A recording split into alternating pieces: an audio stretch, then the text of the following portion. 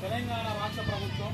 సూర్యాపేట జిల్లా కలెక్టర్ గారి ఆదేశాల మేరకు సమాచారం మరియు పౌర సంబంధాల శాఖ వారి పర్యవేక్షణలోని మన జాజిరెడ్డిగూడెం మండలంలోని తిమ్మాపురం గ్రామంలో ఇలా తెలంగాణ సాంస్కృతిక సారథి పల్లె లక్ష్మణ్ కళాబృందం చేత పరిసరాల పరిశుభ్రత గంజా డ్రగ్స్ నిర్మూలన